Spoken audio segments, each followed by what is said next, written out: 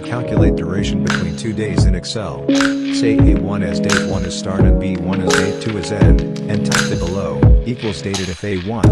B1, Y in years, and dated if A1,